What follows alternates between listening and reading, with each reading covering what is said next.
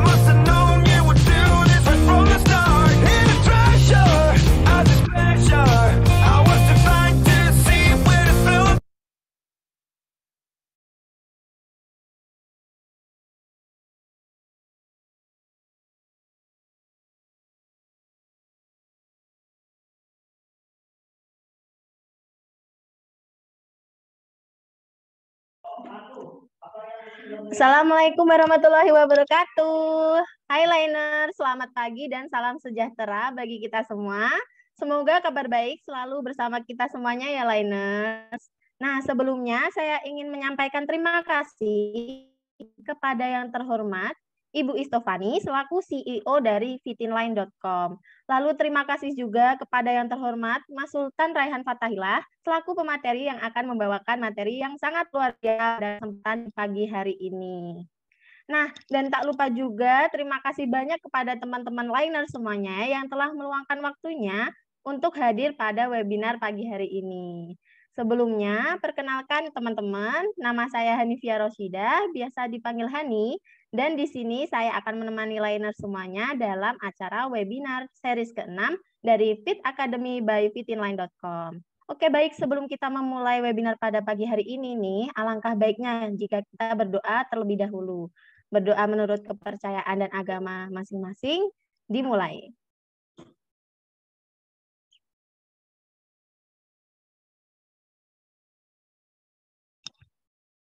Oke, berdoa selesai. Nah, karena kali ini merupakan webinar ke-6 dari Fit Academy dan mungkin masih banyak banget nih dari liners yang baru join dan masih bingung. Sebenarnya Fit Academy itu apa sih? Nah, mungkin dari saya ingin bertanya nih kepada salah satu liners di sini. Mungkin dari sebentar. Mungkin dari Mbak Rifkah Nurul. Halo Mbak Rifkah Nurul. Apakah bisa on cam? On mic dan on mic.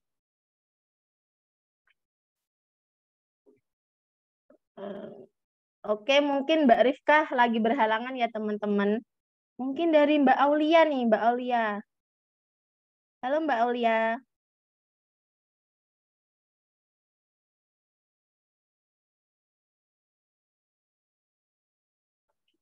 Oke, karena mungkin dari liners belum bisa ada yang on cam dan on mic, saya langsung saja ya menjelaskan mengenai Fit Academy. Jadi Fit Academy merupakan salah satu produk dan layanan pembelajaran fashion dari fitinline.com nih. Nah, di dalamnya ini ada 9 webinar gratis dan juga ada 2 mini workshop yang berbayar dan akan dilaksanakan hingga nanti bulan Desember 2022. Kali ini sendiri merupakan webinar dari Fit Academy yang ke-6 dengan tajuk acara Yuk Kulik Manajemen Produksi Kaos dari ahlinya. Nah, kalau liners mau tahu lebih lanjut mengenai rangkaian acara dari Fit Academy ini, liners bisa follow dan pantengin terus Instagram dari Fit Academy dengan username fitacademy_2022. Nah, sebelumnya saya informasikan ya kepada liners ini untuk mengikuti webinar ini sampai akhir, karena link presensi akan dibagikan di saat nanti akhir acara. Nah, presensi ini merupakan syarat untuk mendapatkan sertifikat. Jadi jangan lupa ya liners untuk mengisi link presensi nantinya. Oke. Sebelum kita masuk ke materi nih, saya akan memberikan sedikit tentang pemateri kita kali ini. Untuk tim Fit Academy mungkin bisa share screen terlebih dahulu.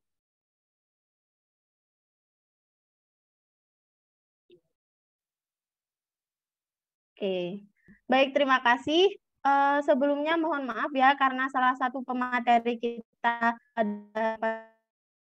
ini berhalangan untuk hadir, yaitu Bapak Ardi selaku CEO dari Jaktis karena mengalami masalah kesehatan ya teman-teman. Nah, Jaktis ini sendiri merupakan konveksi asal Jakarta yang menyediakan jasa screen printing, digital printing, kaos gildan NSA, serta kaos desain dari Jaktis sendiri. Nah, Jaktis juga menerima pesanan kaos untuk keperluan komunitas, perusahaan, clothing brand, event, personal, dan lain-lain. Beberapa contoh lainnya yaitu OVO, ada Kementerian Perindustrian Indonesia, Mitsubishi, serta ada Circlo. Hebat banget ya Jaktis ini teman-teman. Nah, karena Pak Ardi ini berhalangan ya untuk hadir, materi kita akan disampaikan oleh Mas Sultan Raihan Fatahillah. Oke. Nah, beliau ini merupakan alumni dari Universitas Indonesia, Prodi Kesehatan Masyarakat. Mas Sultan ini juga merupakan CEO dari dblives.id, Product Operation Manager dari dbimbing.id, serta seorang Business Development Officer dari SAF Solution pada tahun 2021. Wah, gimana nih Liners? Luar biasa sekali bukan pemateri kita kali ini. Oh iya, sebelum menginjak ke materi, mungkin untuk Liners semua bisa on cam terlebih dahulu ya. Dan bagi Liners nanti yang ingin bertanya selama pemaparan berlangsung, bisa langsung menuliskan pertanyaannya di kolom chat Zoom dengan format dalam kurung tanya, lalu dilanjutkan ke pertanyaan yang ingin ditanyakan kepada pemateri. Nah, nantinya akan dijawab pada sesi Q&A.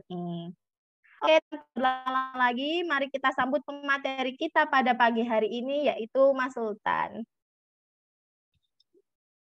Halo Mas Sultan. Oke, suaraku terdengar nggak? Iya, terdengar Mas Sultan. Oke deh, Ya, sip. Thank you so much Mbak Hanifah tadi introduction-nya ya. Jadi mungkin aku sedikit perkenalkan diri juga, nama aku Sultan Fathahilah. Jadi singkat cerita sebenarnya I'm a part of Jaktis juga gitu. Udah setahunan inilah kita kerjasama bareng sama Jaktis. Nah, jadi mostly aku itu bertanggung jawab di segi ini kalau misalnya topiknya hari ini kalau nggak salah ini ya manajemen produksi ya Mbak Hanifia ya. Iya, betul Mas Sultan. Nah, jadi kalau misalnya aku sebenarnya dikasih tanggung jawab untuk bantuin di pengelolaan marketing organiknya di Jaktis ini. Nah, sebenarnya ada kaitannya juga sama manajemen produksi. Nanti aku akan singgung-singgung juga.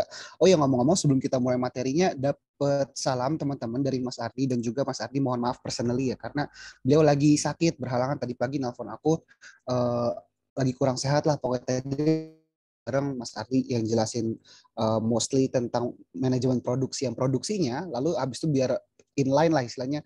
Oke, produksi, tapi sekarang pertanyaannya kan gimana cara dapetin order biar orang mau produksi sama kita ya gitu. Baru ntar aku yang jelasin lebih lanjutnya. Nah, makanya hari ini sebenarnya jadi kurang apa ya, jadi kurang komprehensif materi, tapi nggak apa, semoga nggak mengurangi semangat teman-teman untuk belajar ya hari ini ya, Mbak Hanif ya.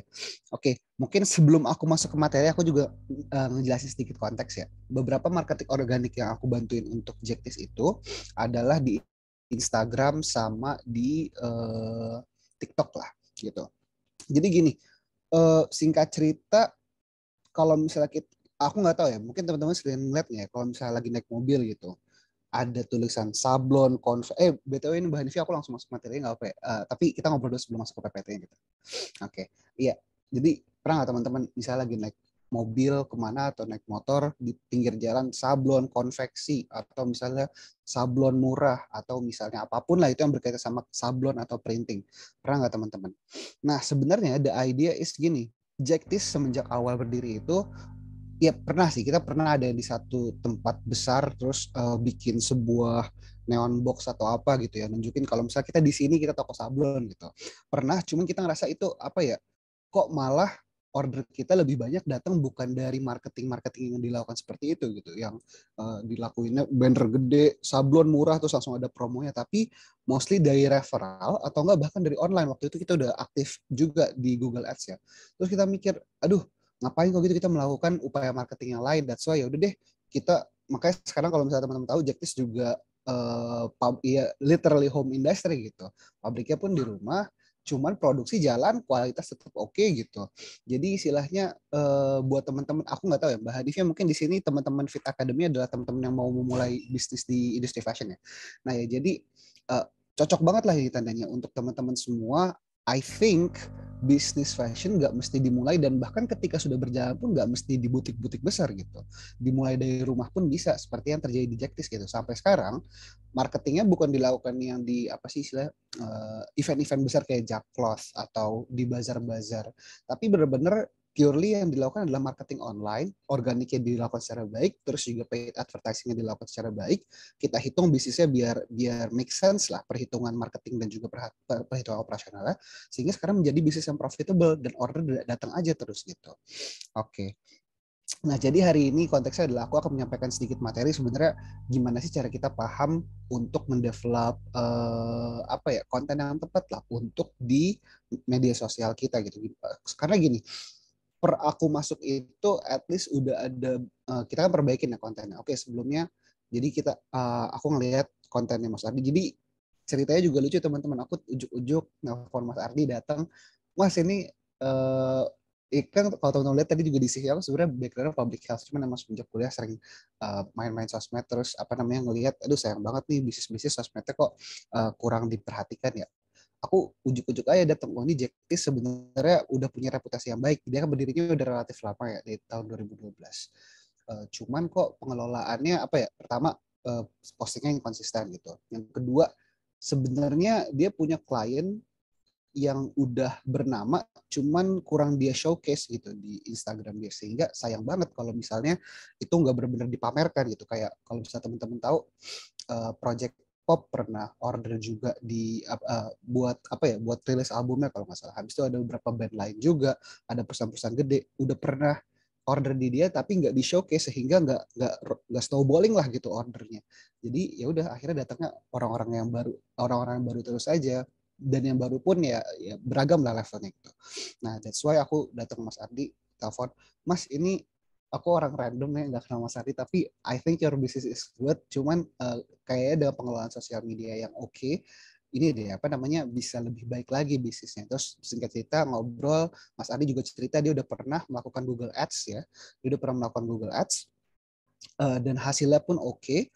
That's why cocok lah matching gitu. Nah ini juga sebenarnya pesan aku buat teman-teman, as business owner ya kalian, as business owner perspektif kalian harus udah mulai digitalisasi juga. Kita sering banget dengar jargon-jargon digitalisasi UMKM, digitalisasi bisnis, tapi sebenarnya langkah yang dilakukan nggak, the first step untuk apa digitalisasi nggak dilakukan. Misalnya apa, sesimpel beli domain aja deh, website berapa sih beli domain kan 100.000, terus coba build website sendiri. Kalau belum bisa, sekarang sebenarnya bikin website tuh drag and drop aja, nggak terlalu sulit sih. Dan kalau sulit pun sebenarnya nggak terlalu pricey lagi untuk ngambil jasa-jasa pembuatan website. Atau minimal kalau nggak mau beli domain, buka akun Instagram, kan teman-teman pasti at sudah punya logo usahanya kan. Taruhlah tuh, bikin akun Instagram, comot duluan namanya sebelum diambil sama orang lain nama bisnisnya. Habis itu coba mulai digitalisasikan ya, istilahnya nggak perlu lagi kan di butik-butik gede, coba ya buka di marketplace gitu ya, at least itu dulu lah mulainya untuk digitalisasi. Nah oke, ntar aku agak ngalor ngidul ngobrol ya. Intinya adalah oke, jadi waktu aku telepon Mas Adi itu, waktu itu langsung aku jelasin sekarang arah customer behavior kemana, karena gini, perspektif kita as business owner yang mau mengembangkan bisnis, kita harus ngikutin arah customer behavior sekarang. Sebenarnya orang-orang tuh kan gini ya, sebagai seorang marketer tuh kita harus paham orang tuh lagi berkerumun di mana, baru kita masuk ke kerumunan itu, mendiskusikan apa yang sedang didiskusikan, bukan ujuk-ujuk datang dengan mendiskusikan apa yang kita mau omongin gitu. Nah that's why penting juga untuk tahu apa yang lagi didiskusikan, orang-orang sedang berkerumun di mana. Makanya kita biasanya mulai bahas dari customer behavior. Mungkin aku mulai present ya. Sorry. Ini konteksnya sebenarnya, sorry aku share screen dulu.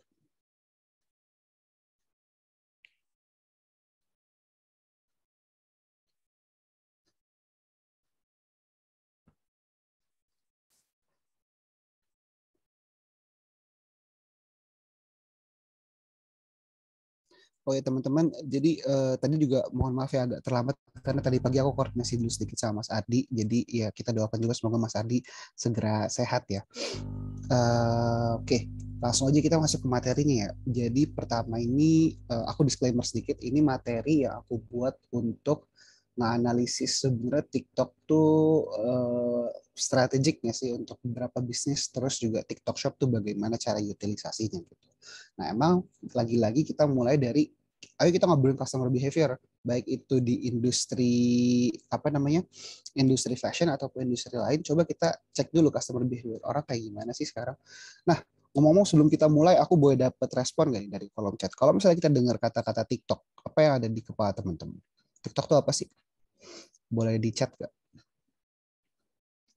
Bila aku tunggu ya. Ayo teman-teman, mungkin bisa langsung dijawab nih pertanyaan dari Mas Sultan. Karena aku to be honest penasaran. Waktu aku ngisi ini, demografi pesertanya kurang lebih emang orang-orang yang 35 ke atas gitu. Aku nggak tahu nih, kalau Fit Academy kayaknya relatif lebih muda ya Mbak Hanifia ya. Mungkin umur berapa Mbak Hanifia? Iya Mas, kita targetnya di Gen Z Mas. Oh di Gen Z Jadi ya. iya, Oke nih ada nih dari Mbak Syahri Ramadan. aplikasi untuk hiburan, nonton video buat nyari rekomendasi makanan Mas. Oke. Video singkat buat promosi jualan. Aplikasi berisi video, oke. Ini menarik banget. Ini menarik banget Mbak Hanif ya. Karena gini, pertama kali aku nyampein materi ini, demografi umurnya 35 ke atas yang bahkan udah ada yang nyampe umur 50 tahun. Ketika aku lemparkan pertanyaan, coba menurut kalian apa itu TikTok? Tahu nggak jawabannya apa? Jawabannya adalah, jawabannya tuh gini. Mas, TikTok itu aplikasi buat joget-joget ya Mas? Bener-bener kolom chat, ini kan kalau sekarang kita lihat ya Mbak Hanif ya, beragam. Oke, buat nonton video, video singkat, promosi jualan, buat nyari rekomendasi makanan bahkan spesifik gitu. Dan ini valid banget karena aku pribadi pun nyari rekomendasi makanan di TikTok gitu, nyari rekomendasi restoran. Terus ini ada aplikasi untuk hiburan. Jadi emang I think Gen Z ini udah lebih apa ya, udah lebih open minded lah menggunakan TikTok ini bisa buat macem-macem sekarang ya. Nah, tapi ya bener banget nih jawabannya nggak ada yang salah. Menurutku TikTok aplikasi yang include video, musik, short video bener. E-commerce bener juga, nanti kita discuss di dalam ya. Jadi buat demografi teman-teman Fit Academy kayaknya udah lebih open minded lah tentang TikTok tuh gimana sih. Nah, karena waktu itu aku tanya, ya TikTok tuh aplikasi buat joget-joget doang. Makanya seluruh materi ini premisnya adalah aku mau mematahkan mindset orang-orang yang relatif tua lah ya, pemikirannya TikTok tuh bukan aplikasi buat joget-joget doang. Nah, oke. Tapi gini pertanyaannya. Oke, bener. TikTok sekarang orang belanja aja udah lewat TikTok ya kan, nikmatin konten lewat TikTok. Terus sebenarnya perjalanannya gimana sih nyampe situ? Ini kita coba lihat ya customer behavior kita. Aku coba ngajak kita semua pakai mesin waktu dan balik ke maybe tahun 2010-an lah. Ketika tahun 2010, mungkin waktu itu kita masih sering rajin ke mall, ke PIM atau kemana, Mall Taman Anggrek, dan di sana masih ramai banget, banyak bazar, banyak aktivasi-aktivasi brand, baik itu brand yang sifatnya jasa kayak sablon atau mostly sih brand-brand yang sifatnya B2C ya.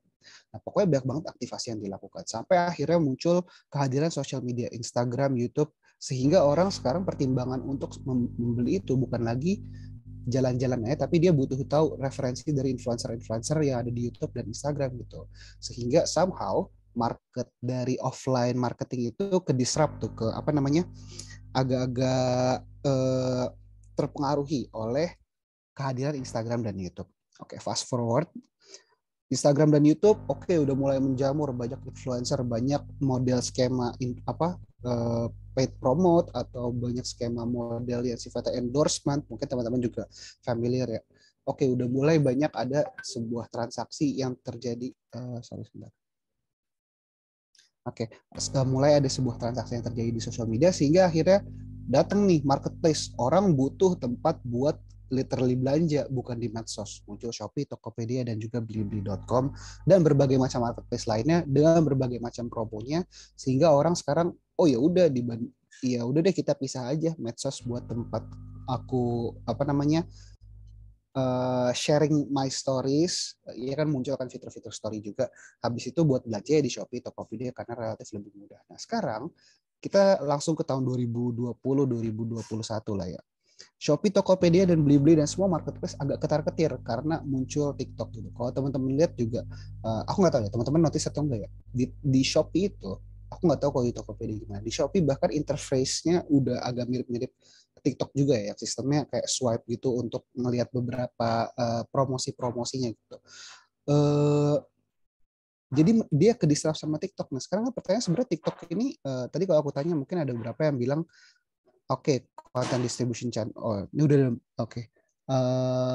udah ada yang jawab juga kalau misalnya TikTok buat promosi jualan video singkat.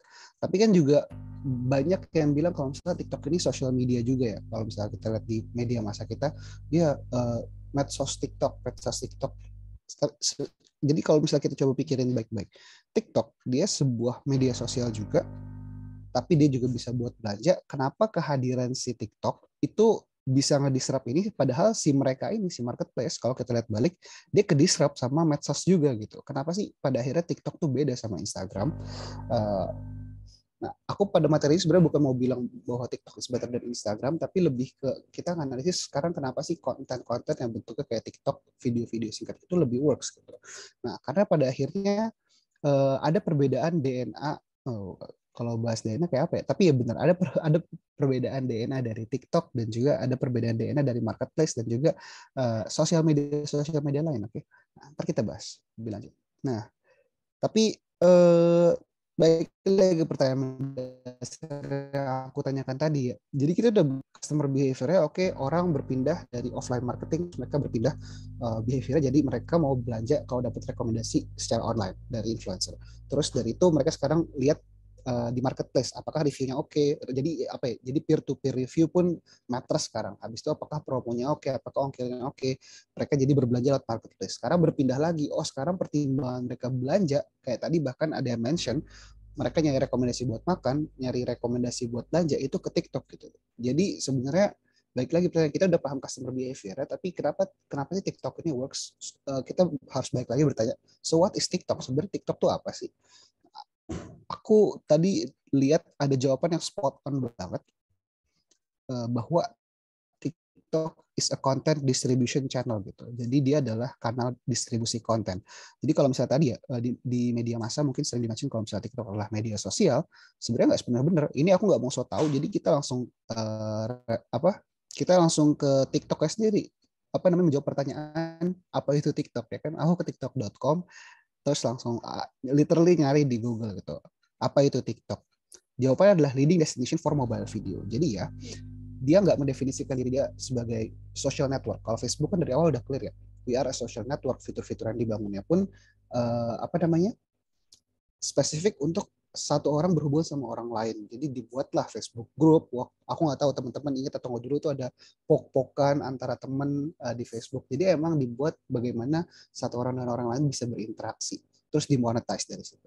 Kalau TikTok enggak. TikTok dari awal dia nggak bilang kita medsos, nggak bilang kita e-commerce. Dia bilang we are a leading destination for mobile video. Orang kalau mau nonton video ya ke gue gitu. Mungkin udah ada Vine juga kalau teman-teman tahu, yang mirip-mirip sama TikTok. Musical.ly itu TikTok beta lah. Musical.ly kalau teman-teman tahu ya. Kayaknya tahu sih. Musical.ly itu TikTok beta. Jadi Musical.ly itu ya orang-orang TikTok juga. Terus di take down mereka ganti jadi TikTok. Nah, jadi TikTok ini sebenarnya content distribution channel. Aku setuju banget tadi yang dibilang. Dia bukan medsos, dia bukan marketplace, tapi dia evolvingnya menjadi itu menarik karena gini. Kalau teman-teman ingat awal-awal TikTok mungkin iya, aku setuju banget yang dibilang sama audiens yang lebih tua. Dulu kalau misalnya TikTok awal-awal banget, kalau dilihat kebanyakan orang joget-joget di sana ya kan. Kebanyakan orang joget-joget, terus kebanyakan orang yang apa namanya? Busananya kurang lengkap gitu ya. Jadi nah iya. Jadi cuman gini, aku agak gimana ya? Gimana pun juga, I think orang-orang yang kita sebut alay itu somehow jadi trendsetter ya. Aku nggak tahu. Pas awal-awal selfie muncul, aku pribadi tuh ngeliat kayak ini selfie apaan sih? Ya kan kayaknya orang-orang alay doang yang ngelakuin foto diri gitu kan. Biasanya foto normal kayak gini kan, ya kan pakai kamera belakang terus kamera depan yang nggak dipakai gitu. Tapi terus orang-orang udah mulai selfie. Habis itu tongsis juga.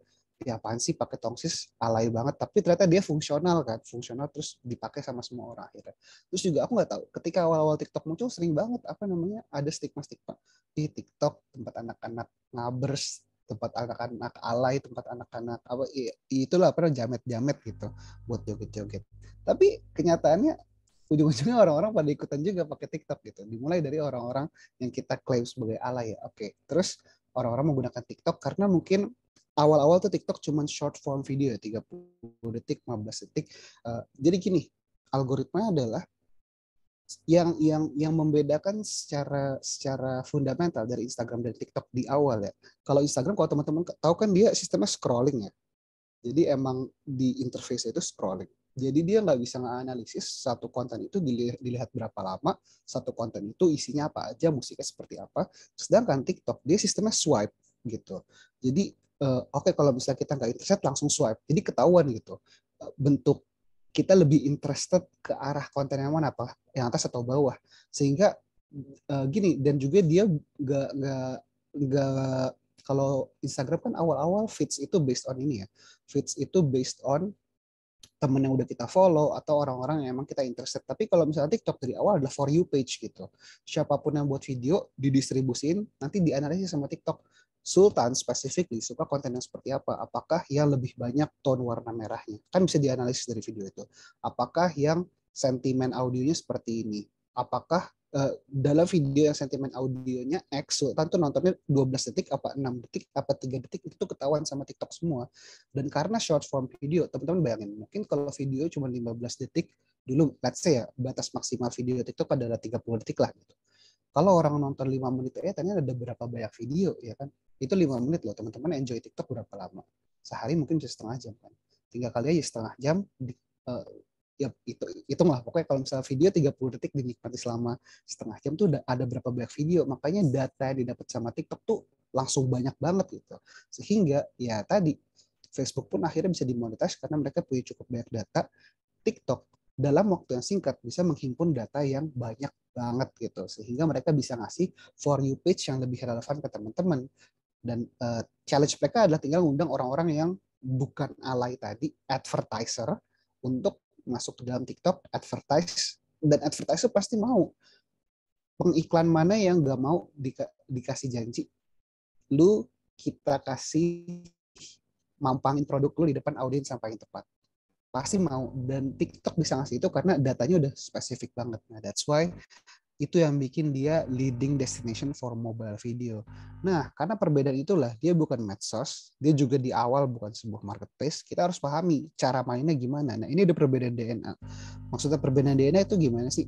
Ketika orang masuk ke TikTok, intensi mereka adalah bukan untuk belanja, intensi mereka bukan untuk nyari produk. Aku nggak tahu sih, tapi mungkin udah mulai berubah ya behavior perlahan karena udah ada TikTok Shop sekarang.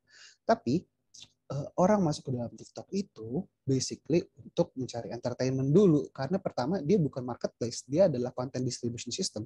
Istilah teman-teman kan nggak mungkin ke YouTube untuk nyari apa, nggak mungkin spesifik ke YouTube mau belanja rice cooker, mungkin mau nyari review rice cooker bisa jadi ke YouTube ya nggak. Nah sama juga halnya dengan TikTok, dia tuh platform konten, bukan platform marketplace. That's why sebenarnya cara kita sebagai business owner, cara marketer harus nge-treat TikTok itu ya sebagaimana dia DNA kayak gimana. Perspektif kita pertama harus adalah content first. Gimana cara konten kita bisa dinikmati, tapi sekaligus let's say misalnya pelan-pelan soft sell. Gak harus hard sell dulu. Atau hard sell tapi dibalut dengan sebuah gimmick yang menarik gitu. Kayak aku nggak tahu, ada contoh dari Scarlett kalau nggak salah. Kalau dia kerjasama, collab sama, aku lupa nama kreatornya siapa, tapi terkenal banget sih. Jadi ada orang lagi renovasi rumahnya, ada tukang renovasi rumahnya, terus disuruh berhenti dulu semua renovasi rumahnya. Akhirnya dia masuk, dia nyari-nyariin barang dia, terus ternyata di bawah galian semua renovasi rumah itu ada botol Scarlett. Ah ini yang gue cari gitu. Udah, itu kan sebenarnya apa, mau dibilang hard selling ya hard selling sebenarnya, kan ngasih tahu kalau misalnya dari seluruh tumpukan berantakan yang dia cari hanya Scarlett gitu, Scarlett whitening. Tapi menarik, orang pengen lihat ini orang ngapain sih, lagi ada tukang kontraktor bangunan diberhentiin cuman buat nyari Scarlett gitu. That's very interesting. Orang mau nonton yang kayak gitu. Orang nggak mau dibilang beli Scarlett, bisa memutihkan kulit ya kan. Iya mungkin ada beberapa orang yang masih sold ya dengan hal kayak gitu, tapi apalagi nih pada Gen Z, aku rasa lebih menarik kalau misalnya dijual secara kayak gitu. Nah, TikTok hadir as content distribution channel, terus karena dia memiliki data yang cukup banyak, dia pede nih. Oke deh, daripada kita advertising doang, biarin aja orang langsung belanja di kita. Di tes lah beta TikTok Shop. Ternyata dengan TikTok Shop orang tuh muncul sebuah, ini next slide bukan? Ah iya nih, muncul sebuah fenomena namanya impulsive buying. Ini mungkin gambaran kita semua ya teman-teman. Ini gajiannya numpang lewat doang gitu ya. Jadi misi gajian katanya, nggak kerasa 2 detik habis ya. Mungkin itu yang kita rasain semua karena fenomena impulsive buying. Lihat video TikTok ada keranjang kuning, ada istilah namanya fenomena keracunan TikTok. Itu bahkan jadi sebuah tren. Gue keracunan TikTok nih, beli barang ini, beli barang A, beli barang B. Di luar negeri ada namanya trennya TikTok made me buy it gitu. Nanti kita coba lihat juga. Jadi gini, fenomena impulsive buying ini adalah hal yang muncul sebenarnya udah ada dari lama ya. udah dari lama, cuman berhubungan dengan dibuat lebih mudah untuk bertransaksi, lebih mudah orang ditampilkan dengan sebuah produk yang mereka butuhkan plus yang mereka inginkan plus dengan dibalut konten yang menarik sehingga orang lebih cepat istilahnya nih kalau misalnya kita aku nggak tahu deh teman-teman tahu nggak ya marketing funnel ini yang orang tuh mulai kalau dari awareness sampai action yang tadinya funnel kayak gini dipercepat sama TikTok. Oke deh, orang yang baru lihat konten meskipun dia baru kenal bisa langsung desire karena kontennya menarik, karena ada button kuningnya tadi buat take action, dia langsung bisa action juga dalam satu tempat itu, dalam satu video TikTok itu. Nah, somehow marketing funnel jadi berjalan sangat cepat di TikTok. Oke. Nah, oke. Sorry, ini kita pause-pausein dulu. Nah, ini berhubung hari ini materi tentang TikTok ya, jadi kita akan banyak showcase tentang TikTok. Ini mungkin aku mau ngeliatin, ini aku bilang tadi, bahkan dari TikTok sendiri, dia bantuin bikin campaign-nya gitu, untuk membuat TikTok ini jadi tempat referensi untuk belanja tadi yang dibilang sama teman-teman juga ya. Dibuatlah tren TikTok made me buy it. Mungkin kelihatannya kayak ini mah kreator-kreator aja, tapi sebenarnya TikTok juga bermain di situ. TikToknya juga reach out kepada influencer, kepada key opinion leader untuk coba deh lu buy this thing dan review it on TikTok dan coba pakai tren TikTok made me buy it gitu. Sehingga orang-orang mulai berubah perspektifnya. Oh, oke, TikTok ini kan keracunan TikTok made me buy it itu sebuah kalau misalnya TikTok itu apa bahasanya? Campaign tren ya itu ya bahasa campaign sama tren yang membuat TikTok shifting. Oke, dia content distribution channel, still a content distribution channel, tapi juga bisa dijadiin tempat orang pertimbangan untuk belanja. Itu coba lihat ya salah satu kontennya. Ini gak usah sampai habis karena agak panjang kalau nggak salah. Oh my god. Sorry sebentar, aku share sound. Ini bule nih dari luar negeri. Jadi yang mau aku showcase adalah orang Indo ataupun orang luar negeri di TikTok tuh udah kayak gitu ininya platformnya. God, look at this. I need one. It's finally arrived. It's here. Oh my god. Do you know what? I wanted this for so long. I hope to God it works as described on the video, because if it does, it's going to be a game changer. What an amazing Christmas present this is, right? So I've got my oranges, I've got my glass there. Right, let's not piss around. Let's get straight into it. Right, orange in half on there, like that. This goes in and tightens, and then I've got to turn it on. Go! Oke, singkat cerita adalah dia showcasing kan produknya ini produk yang menarik. Iya, dia nggak langsung jualan. Mungkin bisa kita bilang lah ya bisa aja kelihatannya ini kayak soft sell karena kan langsung gunain produknya dari showcasing produknya. Tapi intinya adalah sebagai video TikTok kenapa dia menarik juga karena dia nunjukin excitement dia, ini barang yang udah dia tunggu-tunggu dari lama dan oke, akhirnya gue beli karena gue nonton video TikTok gitu. Nah, oke. Kalau ini sih cuman contoh aja orang Indonesia yang dia ngelihat tren NATO ya, teman-teman tahu nggak sih ini apa? Oke. NATO yang makanan Jepang itu. Nah, ini dia keracunan TikTok, akhirnya dia beli. Tapi intinya adalah my point is TikTok pun udah bantuin bikin campaign-campaign yang membuat orang jadi tadi akhirnya perspektif itu juga berubah kan bahwa TikTok itu tempat buat mempertimbangkan untuk belanja atau bahkan langsung belanja. Oke, apa yang membuat akhirnya TikTok works dibandingkan sosial media lain? Oke, Instagram juga ada Instagram Shop tapi tadi Instagram nggak bisa menghimpun data yang cepat dalam waktu yang singkat. Sekarang makanya dibuatlah fitur Reels. Nah, I think ini juga menarik. Reels saat ini meskipun orang-orang waktu itu sempat rame ya isu juga, aku nggak tahu teman-teman ikut atau enggak, tapi sempat ada campaign make Instagram again karena kebanyakan orang dapetnya kok gue dapetnya kreator-kreator yang gue nggak follow gitu, padahal dulu gue masuk Instagram tuh pengennya berinteraksi sama teman-teman yang gue follow atau orang-orang yang emang I'm really interested in, bukan orang random kayak di TikTok gitu. Karena si Instagram DNA-nya dari awal udah sebagai media sosial, sehingga dia nggak sesmooth TikTok untuk bikin platform content distribution-nya. Tapi yang aku lakukan juga di Jacktis, yang kita lakukan di Jacktis itu kita tetap develop content reels, reach-nya tetap bagus-bagus juga. Tujuannya ya karena dari reels sendiri udah mulai nge-favor, udah mulai ngasih keuntungan untuk orang-orang yang bikin content reels. Nah, content reelsnya pun kita sesuaikan. Kayak yang aku bilang tadi, ada beberapa content pillar yang aku develop untuk Jacktis, yang aku pikir pertama adalah, pertama pas aku ngobrol sama Mas Adi as owner Jacktis ya, Mas Adi ini knowledge tentang sablonnya sangat-sangat deep gitu. Ini kalau nggak di showcase di profile kita bahwa kita orang yang paham tentang persablonan, sayang banget. Itu kan padahal showcase misalnya kita orang yang expert dan emang paham tentang persablonan ini. Terus yang kedua, portofolionya udah luas. Nah, terus kan nanti aku akan jawab juga teman-teman. Terus gimana kalau misalnya portofolio kita belum luas kan? That's okay gitu. Kita mulai perlahan dulu, tetap bangun dari portofolio kita. Nah, jadi ya TikTok works karena dia punya ekosistem yang cukup komprehensif. Pertama, dia TikTok as social media, ya sebenarnya content distribution channel. Makanya itu dulu nih yang dibuat work sama TikTok. Terus barulah dia nggak langsung ada TikTok Shop. Di tengah jalan baru ada TikTok Shop. Di tengah jalan baru dia munculin fitur advertising juga di TikTok. Oke. Ini kita skip aja. Nah, kesimpulan, as business owner atau marketer, kita harus beroperasi di mana orang untuk Gen Z, orang-orang berada di mana? Orang-orang berada di TikTok ya kan. Orang-orang mainnya di TikTok sekarang. Nah, sekarang pertanyaannya adalah gimana caranya kita meng-guide atensi mereka lah. Itu caranya adalah dengan mendapatkan konten, mendevelop konten yang lebih relatable sama mereka. Kita harus menyesuaikan bisnis proses kita ya, kayak yang aku ceritain tadi, Jacktis di awalnya kita udah concern gitu. Ngapain kita bikin banner gede-gede, post di mana-mana, tapi kita nggak bisa nge-track sebenarnya banner itu seberapa berpengaruh.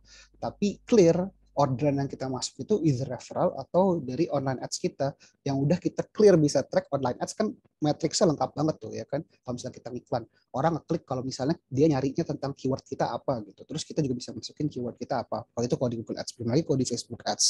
Orang ngeklik karena konten kita yang mana itu bisa kita track semua. Lebih clear, matriksnya lebih bisa terukur. Dan juga orang-orang yang mau main di situ ya kan. Sekarang kalau misalnya kita pasang banner, misalnya di Akses UI lah pasang banner, kita nggak dapat datanya orang kayak gimana sih yang muncul di Akses UI, dari segala iklan yang muncul di Akses UI, berapa banyak yang lihat iklannya Jacktis di situ. Nah, that's why ya itu, ini aku mencoba meracuni kalian juga ya, dengan coba kita mulai shifting mindset kita ke arah digitalnya kayak gitu. Digital marketing works karena data-data yang data-data yang kita dapatkan itu lebih aktual dan real time. Oke. Nah, oke deh. Oh, ini oke. Sip. Mas Sultan, gue udah dapet materi lo, paham. TikTok itu tempat yang sangat oke. Gas lah kalau gitu kita bikin langsung ya sekarang. Nah, kenyataannya nggak semudah itu juga. Kayak tadi aku bilang gitu. Dalam nge-develop kontennya, kita pun di Jacktis punya beberapa challenge ya. Kayak di awal-awal kita ngerasa, wah reach kita oke nih. Terus di tengah jalan, waduh kok turun reach-nya gitu. Itu fokusnya waktu itu kita lagi mantau di Reels ya. Nah, terus juga di TikTok kita coba mulai mirroring konten-konten kita yang tadi di Reels, kita mirror juga ke TikTok. Wow, oke, lagi bagus nih, traction reach-nya. Jadi bisa sampai kalau di TikTok tuh, nah ini nih salah satu study case juga teman-teman. Di Reels Instagram, pertama kali kita coba buat Reels Instagram, 600, jadi masih under 1,000 lah. Tapi pas kita mulai seriusin, itu maksimal banget kita nyampe 12.000 reach pernah gitu. Nah, maksudku tuh, aku pengen gambarin Instagram tuh lagi ngebantuin sebantu itu untuk konten-konten yang sifatnya Reels. Dan Reels pun nggak harus bener-bener dibuat yang, bahkan nih nggak usah pakai kamera kan, pakai HP, nggak usah pakai kamera fisik gitu, pakai kamera HP aja, asal kontennya dibuat menarik. Intinya adalah script writing gitu. Gimana cara kita punya script writing yang strong. Oh ya. Nah, makanya itu dia. Sorry. Yang penting kita punya script writing yang strong. Itu yang bikin akhirnya konten kita bisa works di TikTok dan di Reels, dan Reelsnya yang ngebantu. Sedangkan di TikTok, karena dia udah mulai stable kali ya, orang dulu nikmatin konten yang 30 detik, 15 detik di TikTok. Tapi sekarang bahkan konten-konten yang 10 menit dan 3 menit pun kita tetap pantengin kan tuh layar TikTok kita. Karena dia udah mulai establish as content distribution system, dia merasa udah bisa mulai lebih share konten yang panjang gitu. Nah, makanya itu juga kita harus kenalin karakteristik-karakteristik dari dari platformnya. Nah, ini kesalahan mindset umum. Oke, nih, ini aku sih nyontohinnya TikTok Shop ya. Misalnya teman-teman mau buka butik clothing line-nya sendiri, udah produksi, udah ada barang, di showcase nih di TikTok Shop. Untuk nge-setup TikTok Shop juga sebenarnya nggak susah. Syaratnya cuman kalau misalnya kita bisnis NIB juga buatnya gratis kan. Nah, nanti mungkin bisa detailnya di consult juga. Nanti nggak tahu deh, kayaknya bisa di-share juga nomor aku sama Mas Ardi. Apa namanya? Bisa di-consult ke kami cara buat NIB gimana, itu gampang banget. Nah, kita lihat nih, banyak orang yang mikir TikTok Shop ini kayak marketplace. Ya udah, yang penting kita taruh dulu aja produk kita. Nanti ada aja pasti yang beli gitu. Kita lihat nih, produk A, produk B, produk C, produk D, semuanya naruh. Ya ini gak ada beli, ya ini gak ada beli. Yang ini gak ada yang beli, yang ini ada nih yang beli. 53 slot. Dan dari 4 ini, yang benar-benar punya konten cuma 2 ini gitu. Nah, nanti kita coba lihat nih. Aku mau showcase kenapa akhirnya yang ini works kontennya, yang ini nggak works. Dan yang ini berdua nggak works karena simply nggak ada kontennya gitu. Mereka cuma nge-treat TikTok as marketplace aja. Kita coba lihat ya. Nah, ini adalah konten dari 2 toko tadi, yang bawah sama yang gambar semut. Kita coba lihatin ya perbedaan kontennya.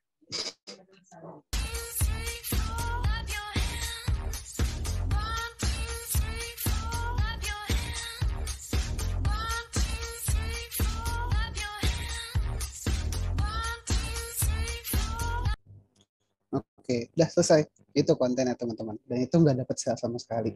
Kalau teman-teman muncul ini di FYP teman-teman tertarik nggak untuk beli herbisida Kabuto? Aku sih bahkan ngeliat konten aja aku masih nggak clear. Ini apaan sih? Apakah dia pembasmi hama?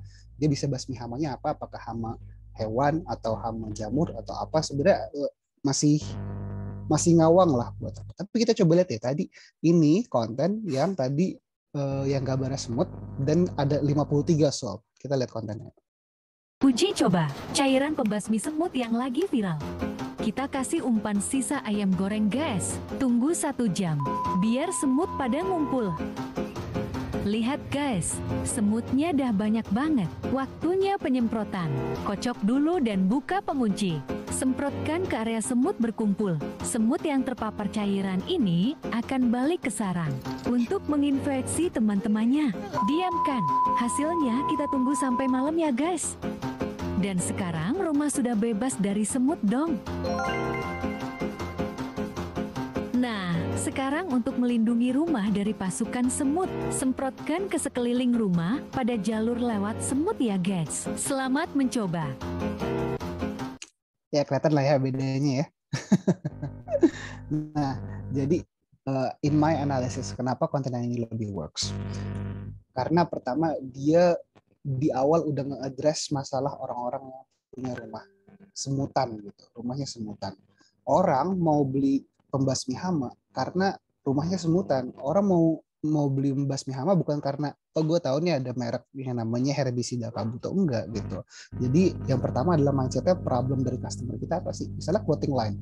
Ada misalnya yang punya clothing line, aku punya juga temen yang punya clothing line. Problem dia itu simple. Dia bikinin outfit apparel spesifik buat ibu-ibu, ya new moms lah gitu. Mau tetap kelihatan fancy tapi tetap fleksibel. Nah, konten yang di develop jangan ngeliatin bahannya stretchy dan lain-lain, tapi ceritain aja gitu. Aduh ibu-ibu ribet, aduh gue ibu-ibu ribet banget nih mau keluar, tapi tapiannya kalau misalnya terlalu ribet nanti nggak enak buat nyusuin atau nggak enak buat beraktivitas sama anak-anak. Coba deh beli di Saija. Wah udah dateng nih barangnya, coba yuk. Wah kalau kayak gini mah gue bisa lebih enak keluar gitu. Jadi emang yang kita ceritain adalah masalah customer kita, jangan produk kita. Karena tadi balik lagi ke DNA-nya TikTok, itu orang datang mau menikmati konten, dan konten yang bisa dinikmati adalah yang berkaitan sama masalah-masalah hidup kita. Teman-teman tahu nggak di sini ada Instagram namanya ini teman kuliahku juga. Namanya Devan Demotivator. Teman-teman tahu nggak? Devan Yulio Demotivator. Itu dia kerjaannya di Instagram ngata-ngatain orang yang fresh graduate belum dapat kerjaan atau orang yang udah punya kerjaan apa namanya, pokoknya dia iya yang pakai batik, betul yang pakai batik, yang batiknya baru ganti ya. Selama dia bikin konten tuh dia baru pakai 2 batik tuh. Nah, iya semakin di Devan ya. Devan Yulio the Demotivator. Jadi dia bukan motivator, dia demotivasi gitu. Kenapa konten dia works dan dinikmati banyak orang? Karena yang diadres masalah-masalah nyata gitu. Apa sih? Karena aku bukan demotivator, jadi nggak bisa mengeluarkan kata-kata demotivasi ya. Tapi ya gitu, gaji kecil ya kayak tadi lah. Buktinya Mbak Hanifi aja ketawa tadi kan lihat meme yang mana tadi, yang gajian lewat gitu. Nah, karena itu relate gitu. Kalau misalnya teman-teman, Uji coba cairan kalau teman-teman bikin konten yang relate sama masalah audiensnya, I think it will work gitu. Nah, sekarang kan masalah audiensnya beragam. Kalau misalnya Jaktis, masalah audiensnya bisa jadi maunya blond, tapi nggak tahu tintanya apa. Intinya adalah, aduh gue nggak pengen ribet deh sama tintanya apa. Gue pengen tahunya adalah kalau gue nyablon, ini tahan lama gitu. Makanya kontennya develop pun kayak gitu, demikian. Nah, cuman concernnya bukan cuma mau address problemnya, tapi kita juga mau showcasing bahwa we are professional, that's why kontennya kita develop kayak gitu. Nah, oke, biar sesi hari ini lebih actionable, mungkin aku juga sedikit mau ngeliatin deh. Oke, kita udah bahas lah pentingnya TikTok, pentingnya develop konten. Tapi sekarang misalnya kita banyak yang udah naik, kita ngeliatin di TikTok sebenarnya konten apa sih? Dari pemilik di halaman Instagram kita, aku mau share screen apa namanya dashboard yang aku buatin. Jaktis ya. Jadi gini, ketika udah bikin konten pun kita tetap harus selalu evaluate konten-konten yang kita buat, karena kalau misalnya nggak di-evaluate ya sayang aja gitu. Kita bikin konten for the content. Oke. Nah, itu ya teman-teman bayangin aja ada orang ya tengil so tahu tiba-tiba nelfon Mas Ardi gitu, apa namanya, Mas nih gue bantuin deh bikin sosmednya. Udah terus ya tentunya setelah kita develop kontennya sebulan, aku bikin report lah, aku bikin semacam dashboard biar isinya kalau misalnya akhirnya decision Mas Ardi pun oke, kita nggak lanjut dedutan atau kita lanjutan sama Mas Sultan gitu, Mas Ardi tahu gitu kalau misalnya oh ternyata dalam sosmed tuh ada hal-hal ya dan naluriah ya kayaknya langsung nge-track atau oke kalau ya nilai bisa dilihat dalam 1 bulan ini meningkat lumayan, ada 50. Sama hal yang perlu dan kita ini udah drive sales atau marketing gitu. Gimana cara bionya udah ditaruh linknya gitu. Linknya boleh link tree atau link apapun yang merujuk ke orang kalau mau order lu gimana gitu. Boleh ke WA, boleh ke marketplace, atau kalau misalnya ada berbagai macam masang link tree juga it's okay gitu. Cuman banget owner baru udah masang bio keren-keren, terus gue mau beli lu dari mana gitu. Ya istilahnya itu perlu clear, journey-nya perlu di set. Oke, cara awareness building-nya lewat konten, building interest lewat konten, kontennya pun perlu dioptimize biar setiap kontennya ada call to action-nya gitu. Makanya kalau teman-teman lihat di konten-konten Jaktis bisa dicek aja. Setiap slide terakhirnya pasti ada either disuruh follow, disuruh komen, atau disuruh call to action-nya langsung coba konsultasikan masalah sabun kamu ke siapa namanya, ke Jaktis gitu. Ada lu clear di setiap kontennya ada call to action-nya. Nah, kita developnya jadi gini, dalam sebulan konten pilar. Yang pertama engagement, ya emang tujuannya buat ngajak mereka engage dengan konten kita. Entah mereka nge-save, entah mereka nge-like sih enggak, tapi lebih ke nge-comment. Nah, saya kontennya emang gini, kita bikin konten, kadang-kadang orang gak mau komen sesimpel karena gak di komen. Tapi kalau misalnya, ya makanya teman-teman meskipun apa ya, suka jadi itu meningkat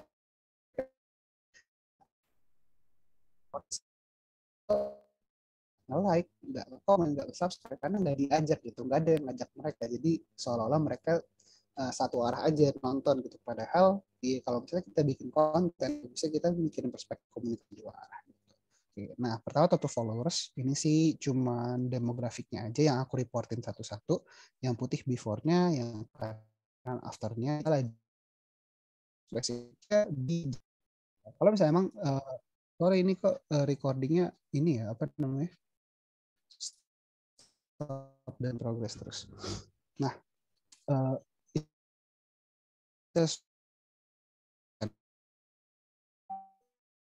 ini di Bandung tapi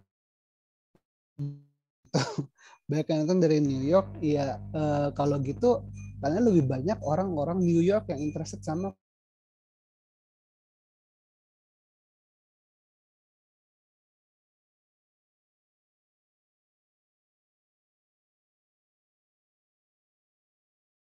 Jaksel, ada bahasa Jatimnya kan. Dia coba develop kontennya sesuai bahasa-bahasa variatifnya anak Jakarta. Habis itu ada lagi bahasa Bekasi kan, yang aku juga nggak tahu bahasa Bekasi kayak gitu. Tapi nggak tahu netizen itu suka mengklasifikasi itu ya. Nah itu juga sebenarnya penting juga untuk tahu tren-tren tertentu. Nah matriks-matriks kayak gini nih kayak lokasi populer, habis itu demografi umur itu perlu diperhatikan. Nah yang menarik adalah gini. Ketika kita develop konten reels, mostly yang menikmati itu umur 18-25 tahun gitu. It's okay. Meskipun kita nargetinnya mungkin, aduh gue pengen audiens gue umur 35-55 tahun nih, nggak apa-apa. Cuman apa namanya?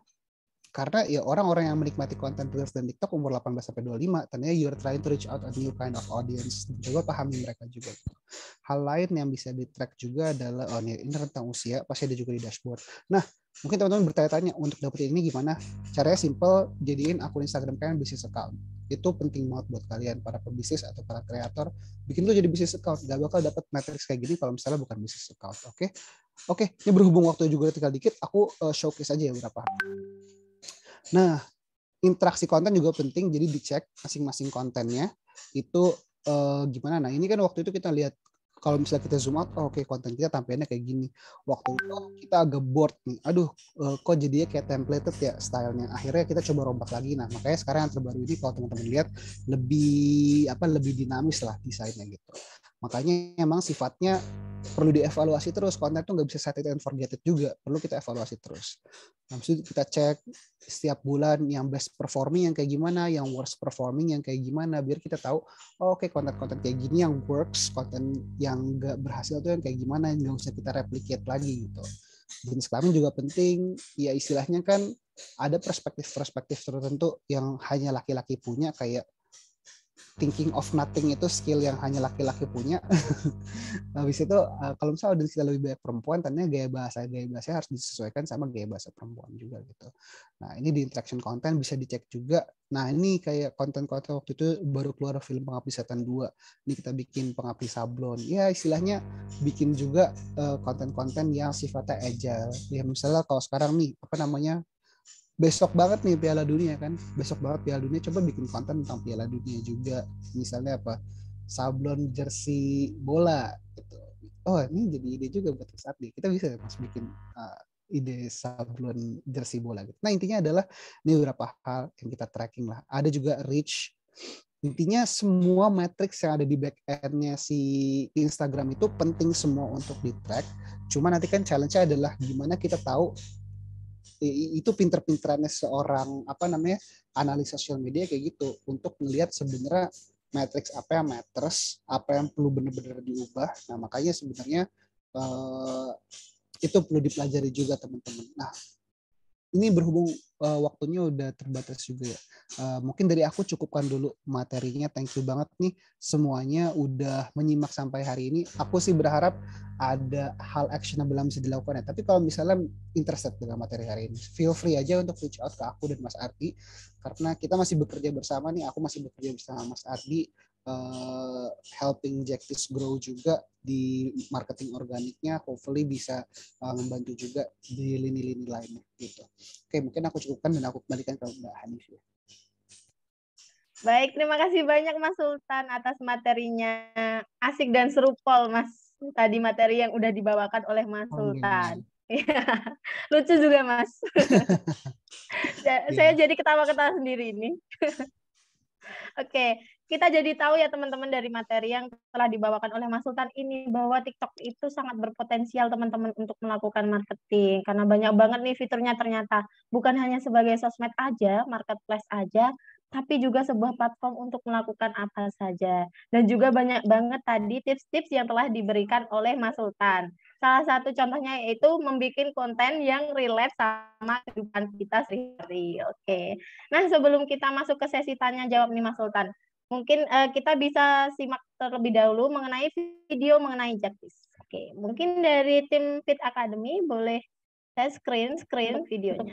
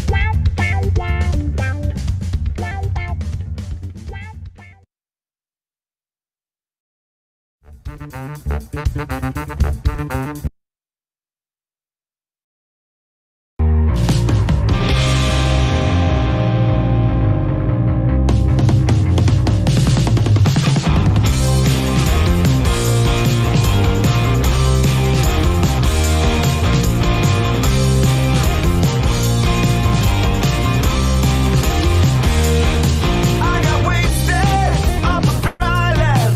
Somebody tell me what the hell is going on. And it hit me like an anvil. I must have known you would do this right from the start. In a treasure of this pleasure, I was defined to see where it fell. Oke, terima kasih. Menarik banget ya teman-teman Jaktis ini. Nah, mungkin liners nih yang tertarik dan ingin membeli produk dari Jaktis ini bisa pantengin dan follow lebih jauh di Instagram @jaktis, JAKTES, dan mungkin tadi sudah ditampilkan oleh Mas Sultan sendiri. Nah, mungkin dari Mas Sultan sendiri apakah ada yang mau ditambahkan terlebih dahulu? Oke, udah cukup? Oke, sorry. Eh, Iya. Dari aku sih paling ya tadi sih, semoga materi hari ini sih bermanfaat dan teman-teman Fit Academy kayaknya ada kontak aku sama Mas Adi kan nih. Nanti kalau misalnya teman-teman liners ya istilahnya, Iya, atau iya teman-teman Mas, liners benar banget.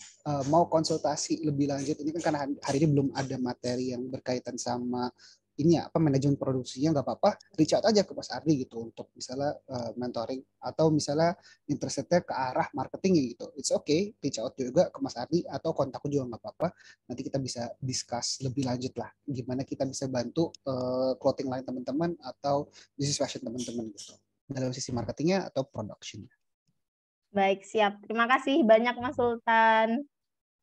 Oke. Mungkin sebelum ke sesi tanya jawab sendiri nih, liners jangan lupa ya untuk mengirimkan untuk mengisi link presensi yang ada di kolom chat Zoom dan telah dikirimkan oleh tim Fit Academy. Oke, mungkin langsung saja ini sudah ada yang raise hand dari Mbak Verlin Laura sendiri, bisa langsung on mic. Halo Mbak Ani, apakah suara saya sudah masuk, Mbak? Iya, sudah masuk Mbak Verlin. Terima kasih atas kesempatannya dari Mbak Ani sama Mas Sultan. Saya izin bertanya Mas Sultan mengenai tadi kan Mas Sultan sudah menjelaskan tuh berbagai macam sosial media, terutama yang bagian Instagram sama TikTok ya.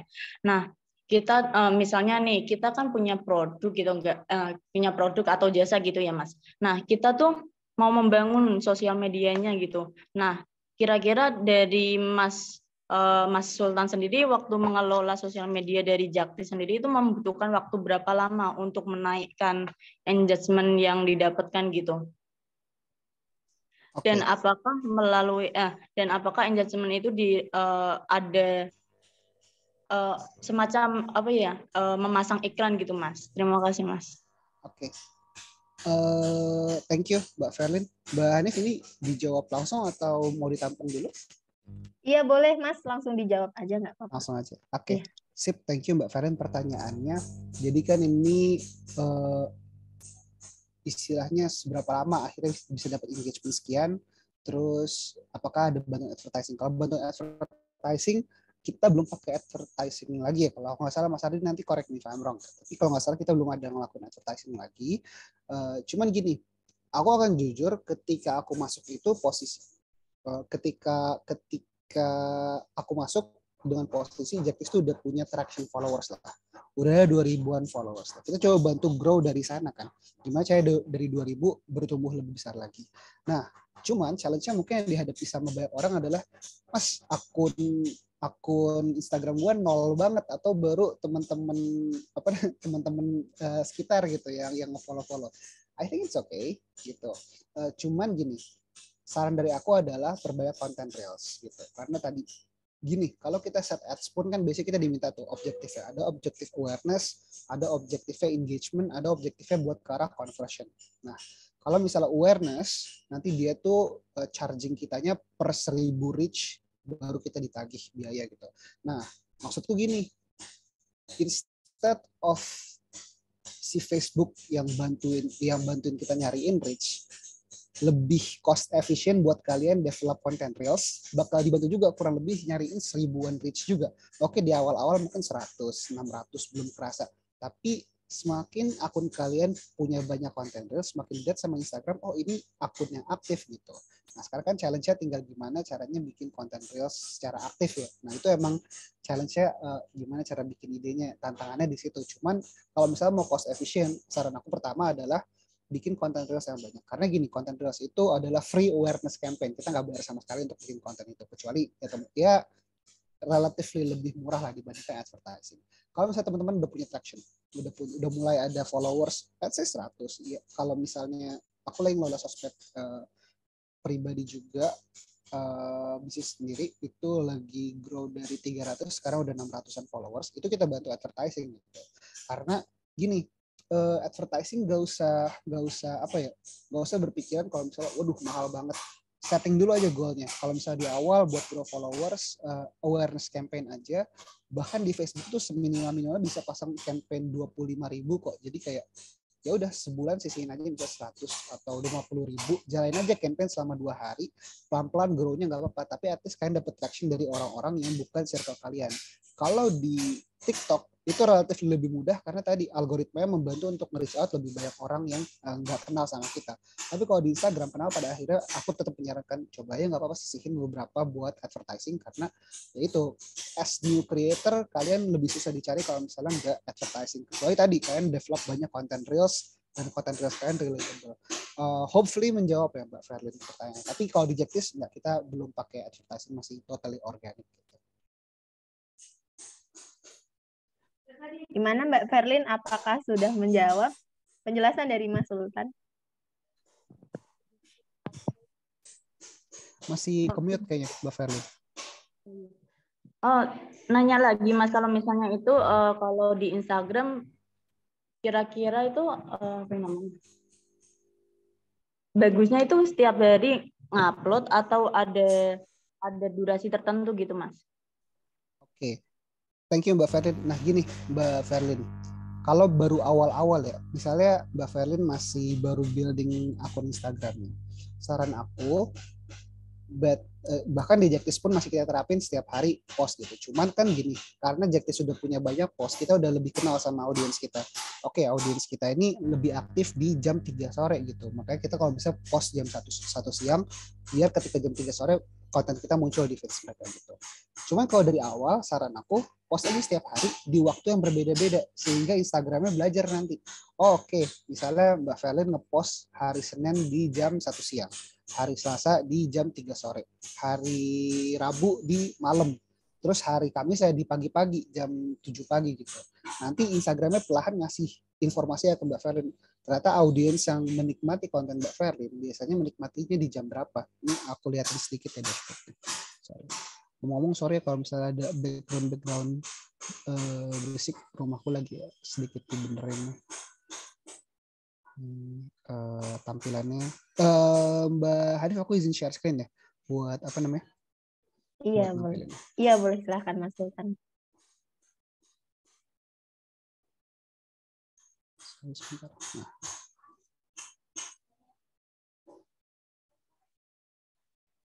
Oke, nah nanti bisa kelihatan kayak gini Mbak Ferlin. Bahkan di spesifik harinya, misalnya hari Rabu lebih aktif di jam berapa, ini jam 6 sore gitu. Sama di hari Jumat lebih aktifnya di jam berapa. Kita lama-lama bisa ngenalin, ini ada di back end dashboardnya Mbak Ferlin.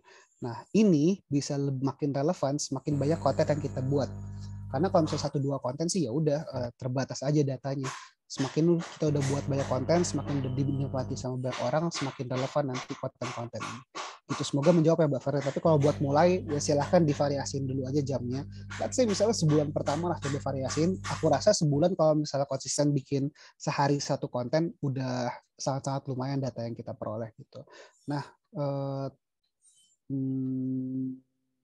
oh iya, sama pertanyaan lain yang biasanya ini aku sekalian nambahin dikit juga. Pertanyaan lain yang biasanya muncul juga, Mas, idealnya ngepost berapa kali sih sehari? Ada temanku juga yang ngepost sampai 3 kali sehari, udah kayak makan kan 3 kali sehari. Itu aku bingung juga bikin kontennya gimana. Apakah pas sarapan, sebelum sarapan dia buat, terus makan siang dia buat lagi, atau tapi ada sih tekniknya. Jadi kayak ya udah kita udah bulking buatnya, ada 1-2 hari khusus yang kita fokus buat develop konten sebanyak-banyaknya sehingga bisa di schedule gitu. Itu lebih enak juga kan. Nah, kalau menurutku kalau baru mulai sehari 1 selama weekdays pun nggak masalah, istilahnya nggak mesti yang 7 hari seminggu, tapi kalau bisa setiap hari dalam bisa 7 hari juga nggak apa-apa. Nggak mesti banget yang 2 kali sehari, 3 kali sehari. Itu lebih ke brand yang emang aktivitasnya udah punya aktivitas yang cukup banyak lah. Nah kebetulan juga ada temanku yang dia lagi develop brand sebuah startup lah gitu, aktivitasnya lagi banyak, sering adain training, sering adain promo dan lain-lain. Itu nggak apa-apa, share 3 kali sehari karena emang demand dari klien demand dari customer dan audiens dia membutuhkan informasi yang sangat banyak. Tapi kalau baru mulai sih nggak masalah. At least sehari 1, jadi kurang lebih 20-25 konten lah sebulan gitu. Nah 20-25 konten kan sebenarnya yang bisa dicicil dalam let's say 2-3 hari atau maksimal 5 hari ya. Itu kerjain aja, di prepare dulu. Jadi istilahnya jangan bikin post. Kalau misalnya kita bikin post itu nanti kita ngikutin siklus yang jadi capek sendiri gitu. Kalau mau kita prepare gitu. Jadi emang benar-benar 1 hari buat ideasi. Coba kita list 30 ide konten apa aja yang bisa kita buat dengan variasi konten pilarnya tadi. Ada yang edukatif, ada yang engagement, ada yang meme lucu, ada yang TikTok kita nge-share TikTok yang inspiratif gitu. It's okay selama relevan dengan brand kita. 1 hari buat ideasi, patok 3 hari buat develop semua konten itu. Kalau misalnya masih chief everything officer ya, kelihatannya kalian juga yang bikin kontennya, it's okay gitu. Kalian juga yang coba riset idenya, mau lebih dari 3 hari nggak apa-apa. Nah baru nanti kalau udah kekumpul semua, at least ada 20-an konten atau 10 konten dulu juga nggak masalah. Schedule konten apa yang di hari apa, sehingga nanti kalian bisa punya waktu napas dan juga bisa punya waktu buat ideasi konten yang berikutnya. Itu sih saran dari aku, kalau bisa hindari yang bikin hari ini post besok, ntar kalian cepet burn out ya kalau kayak gitu. Ya itu saran dari aku Mbak Ferlin, semoga menjawab dan ngasih insight. Oke, bagaimana Mbak Ferlin? Apakah ada yang mau ditanyakan lagi? Atau mungkin sudah cukup jelas atau gimana? Gini Mas, kalau misalnya kan kita udah upload itu kan tiap hari gitu kan. Nah, ternyata tuh followers kita belum nambah ataupun engagement kita tuh masih datar gitu, belum ada peningkatan gitu. Enaknya gimana ya Mas? Nah, enaknya dievaluasi bulanan Mbak Ferlin. Jadi gini, maksudku kadang-kadang kita merasa followers kita nggak bertambah ya kan. Tapi yang aku rasain, kalau kita udah posting tiap hari, rasanya sebenarnya nggak mungkin followers kita nggak nambah gitu. Makanya sebenarnya lebih bagus kita coba lihat istilah apa ya, lebih helikopter view lah. Jadi coba jalan ini jangan sebulan 2 bulan, coba jalan dulu 3 bulan 4 bulan, post secara konsisten. Nanti lihat gitu, oh oke, di bulan ini growth-nya misalnya 5 followers, di bulan depan growth-nya 5 followers. Tandanya gini, Mbak Ferlin, emang stabilnya saat ini growth-nya di 5 followers gitu per bulannya. Jadi kalau misalnya itu istilahnya biar kita bisa manage ekspektasi kita juga. Jangan tiba-tiba kita effortnya apa tapi ekspektasinya ya, karena sekarang gampang banget sih kita jadi expect ketinggian karena udah banyak banget influencer yang seolah-olah sehari tiba-tiba 10.000 followers ya. Tapi ya gitu, biar lebih sustainable bisnisnya, kita coba lihat helikopter view-nya, emang growth normal kita tuh kayak gimana gitu. Follow dan unfollow-nya juga perlu di-track gitu. Karena gini, iya matrix yang following kita berapa itu penting, tapi yang lebih penting lagi adalah unfollow-nya gitu. Kalau unfollow-nya banyak, kan sebenarnya konten kita udah mulai gak relevan sama audiens yang udah kita punya sekarang gitu. Itu yang perlu kita evaluasi. Nah, makanya menurutku yang perlu di-track gitu. Yang tadi aku nggak mention tapi ada di reporting aku buat checklist tadi. Kita nge-track follow-nya berapa, unfollow-nya berapa, agregatnya berapa gitu. Jadi total pertambahan followers-nya berapa. Nah, nanti kita analisis. Ini unfollow kenapa? Oh, oke, misalnya dia Oke, dia range umur yang udah lebih tua yang gak nikmatin konten-konten reels, tapi yang follow akhirnya lebih banyak gitu. Itu yang paling matters gitu. Kita ngeliat agregatnya juga. Itu sih Mbak Ferlin. Nah, kalau misalnya emang ternyata gini, di titik yang gak bisa nih growth followersnya hanya segini, yang beriringan juga dengan argumentasi karena bisnisnya mulai bertumbuh gitu. Baru Mbak Ferlin harus mulai memikirkan dari revenue yang didapatkan dari proses produksi, proses bisnisnya lah, perlu emang ada berapa persen yang disisihkan sebagai marketing fee. Marketing fee itu bisa apa? Bisa dengan hiring team yang fokus buat marketing organik, atau bisa dengan advertising gitu. Advertising mulai disisihin deh, misalnya 10 atau 20% dari revenue yang didapat buat marketing fee. Sehingga nanti bisa dievaluasi, kita udah nge-invest nih buat fee marketing, growth-nya kayak gimana gitu. Itu sih paling Mbak Felin saran dari aku. Jadi ya emang perlu dilihat dulu helikopter view-nya, dan kalau misal grow-nya kita emang udah mau mulai lebih lebih gila lagi, emang perlu marketing fee itu penting gitu. Itu Mbak Ferlin. Apakah ada yang masih kurang jelas dari Mbak Ferlin sendiri? Sudah cukup Mas, terima kasih atas jawabannya. Oke, terima kasih Mbak Ferlin atas pertanyaannya. Dan juga Mas Sultan atas jawabannya. Oh iya Mas, ini ternyata Pak Ardi Samjaya sempat ngechat di kolom chat Zoom. Halo Pak Ardi, semoga cepat sembuh ya Pak. Iya, ketua Mas Ardi. Dan tadi aku ngeliat, oh iya. Makanya sekaligus tanya tadi, Mas kita sempat organik nih, kita sempat ads nggak sih? Oh iya, ini halo Mbak, halo Pak Ardi. Semoga lekas sembuh Pak Ardi. Amin. Oke, mungkin langsung ke pertanyaan selanjutnya, Mas. Ini ada dari Liners Niki Christian. Oke, mungkin dari Mas Niki sendiri, boleh langsung on mic dan on cam. Silahkan Mas Niki. Oh iya, Mbak Hanif, ngomong-ngomong, ini bisa jadi pertanyaan terakhir nggak? Soalnya aku kayaknya habisnya ada schedule lagi nih berikutnya. Jadi nggak apa-apa, nanti kita jawab dulu pertanyaan Pak Niki ya. Silakan Pak Niki. Oh iya. Masih off mic ya? Oh ya, halo Mas. Halo. Mas, apa suara saya terdengar jelas? Sudah clear. Oh ya, sebelumnya terima kasih Mas atas kesempatannya dan juga Mbak Hani.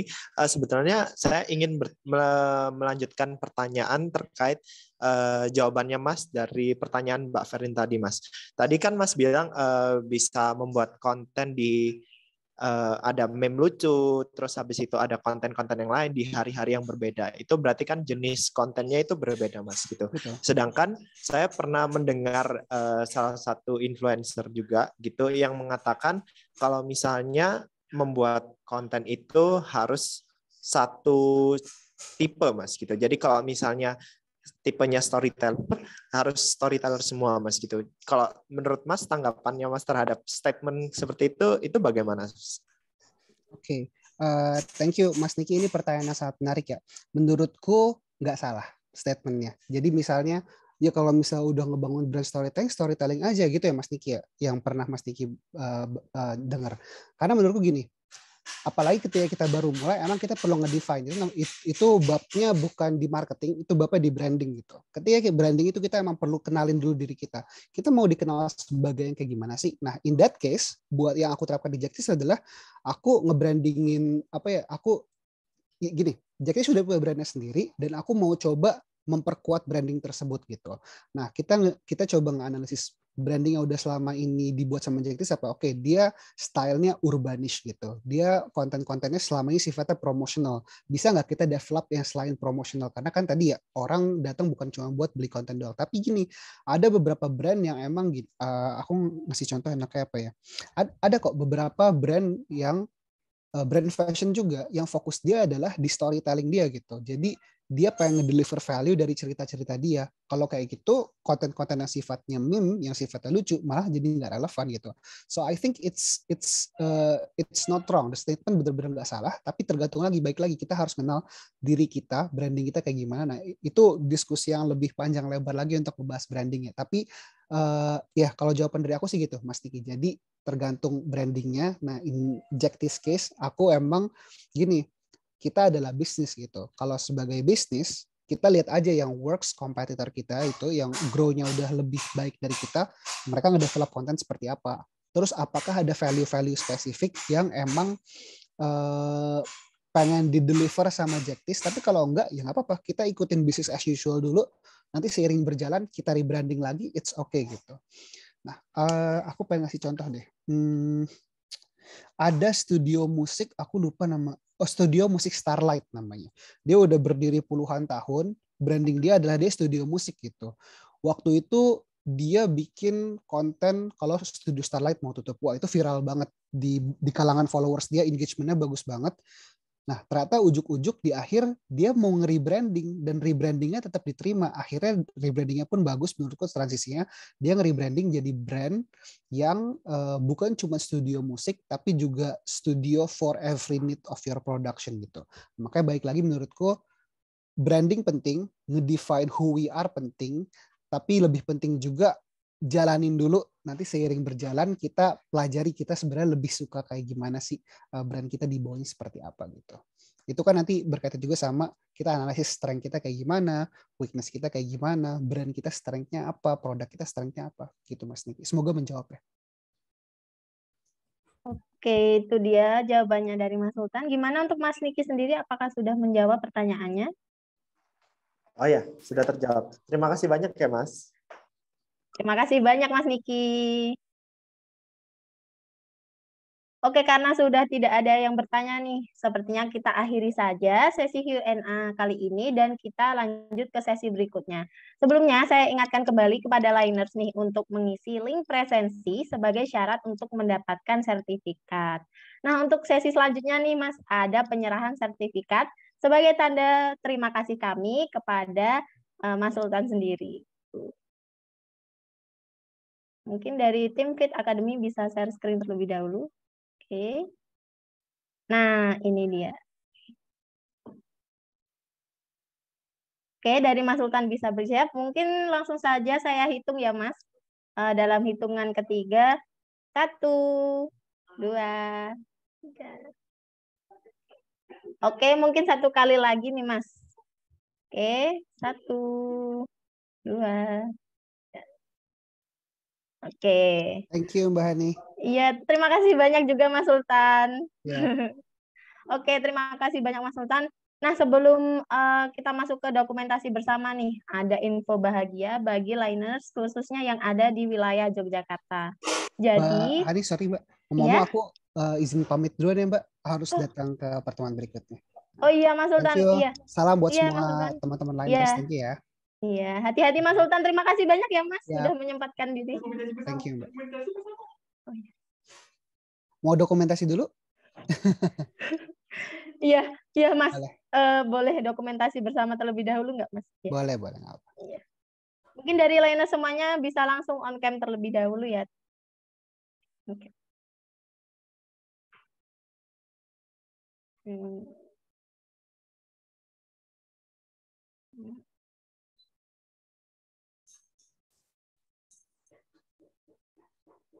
Oke, mungkin karena ini sudah banyak dari liners yang sudah on cam, mungkin kita langsung saja ya Mas untuk dokumentasi bersama. Saya hitung ya teman-teman dari layar pertama. 1, 2, 3. Oke, lanjut ke slide keduanya. 1, 2, 3. Oke. Terima kasih Mas Sultan atas Thank you, kesempatannya. Dani. Thank you Ya. semuanya. Izin pamit Ya. duluan ya. Iya, silakan Mas Sultan. Oke, melanjutkan yang tadi ada info bahagia nih untuk para liners yang ada di Yogyakarta. Jadi, Fit Academy by fitinline.com akan mengadakan workshop Shibori di hari Sabtu tanggal 3 Desember 2022. Nah, ini teman-teman untuk pamflet kegiatannya. Jangan sampai ketinggalan ya, dan jangan lupa untuk daftar juga. Lumayan banget nih untuk liners yang pengen belajar Shibori. Nah, selain itu, untuk liners yang kepo nih, mengenai topik terkait bisnis fashion, bisa melihat timeline berikut ini dari agenda Fit Academy, dan juga bisa langsung mengikuti Instagram dari Fit Academy dengan username fitacademy_2022. Nah, untuk timeline terdekat sendiri nih, ada webinar ke-7 yang akan dilaksanakan hari Sabtu minggu depan dengan tajuk Biar Makin Cuan, Pasarin Produk Fashionmu dengan Digital Marketing. Oke. Nah, liners, jangan lupa ya untuk mengisi link presensi yang ada di kolom chat Zoom. Oke. Oke. Saya ucapkan terima kasih banyak kepada para liners semuanya yang telah hadir dari awal acara hingga akhir acara. Mungkin cukup saya akhiri webinar pada pagi hari ini. Terima kasih telah mengikuti webinar dari awal sampai akhir, dan maaf bila tadi ada salah kata. Wassalamualaikum warahmatullahi wabarakatuh. Waalaikumsalam warahmatullahi wabarakatuh.